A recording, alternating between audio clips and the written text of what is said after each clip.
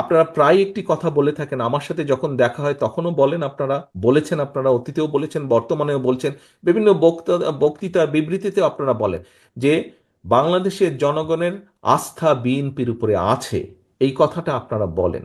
প্রিয় সহকর্মীবৃন্দ, এই আস্থাটা ধরে রাখা কিন্তু অনেক কঠিন ব্যাপার। এই আস্থাটা ধরে রাখা কঠিন ব্যাপার। জনগণের আস্থা আপনাদের উপরে আছে, আমাদের উপরে আছে, বিএনপির উপরে আছে।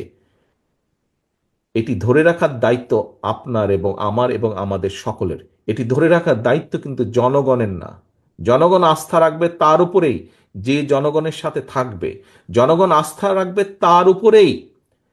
জনগণ যখন দেখবে যে আমি তার উপরে আস্থা রাখেছি এই কারণেই, কারণ আমি যেভাবে চাই সে সেভাবে কথা বলছে, আমি যেভাবে চাই সে সেভাবে বিহেভ করছে, সেভাবে চলছে, সেভাবে উঠছে, সেভাবে বসছে।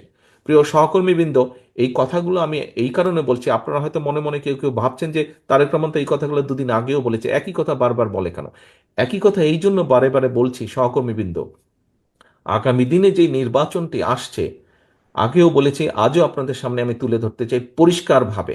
আপনারা পত্রপত্রিকা দেখছেন, খবরাখবর রাখছেন, আপনারা আপনারা যদি সকল কিছু বিবেচনা করেন, পরিষ্কার দিন যত যাচ্ছে পরিষ্কার হয়ে যাচ্ছে। আমি আজকে থেকে প্রায় 3 মাস আগে আমি এই কথাটি বলেছিলাম। দিন যত যাচ্ছে তত পরিষ্কার হচ্ছে সামনের যে নির্বাচন এটি এত সহজ না।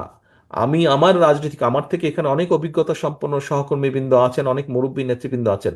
আমি আমার যতটুকু রাজনৈতিক অভিজ্ঞতা গত 30-35 বছরের, এই অভিজ্ঞতার আলোকে আমার কাছে মনে হচ্ছে সামনের যে নির্বাচন আমরা ফেস করতে যাব, হতে পারে আমাদের একটি প্রধান প্রতিপক্ষ অনেক দুর্বল হয়ে গেছে।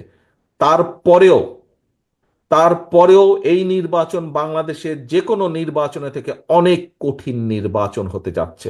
অনেক কঠিন নির্বাচন হতে যাচ্ছে, কারণ 20 বছর আগের যখন মানুষ নির্ভয়ে, কম বেশি নির্ভয়ে ভোট দিতে পারতো, আপনি যদি সেই 2001-এর নির্বাচন ধরে থাকেন, সেই সময় থেকে মানুষের চিন্তাধারা পরিবর্তন হয়েছে, মানুষের ধ্যান ধারণার পরিবর্তন হয়েছে। মানুষ এখন অনেক অনেক সচেতন, সেটি সামাজিক মাধ্যম সহ বিভিন্ন কারণেই হোক না কেন।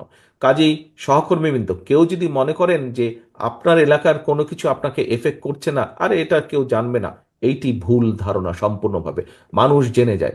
কাজেই আমাদেরকে, আমরা যদি কেউ কোনো বিগত 3-4 মাসে ভুল করেও থাকি, আপনার আশেপাশের নেতাকর্মীরা যদি কেউ ভুল করে থাকে, প্রিয় সহকর্মীবৃন্দ, একজন নেতা হিসাবে আপনার এটি অবশ্যই অবশ্যই দায়িত্ব তাদেরকে সঠিক পথে নিয়ে আসা, তাদেরকে সচেতন করা, তাদেরকে সতর্ক রাখা।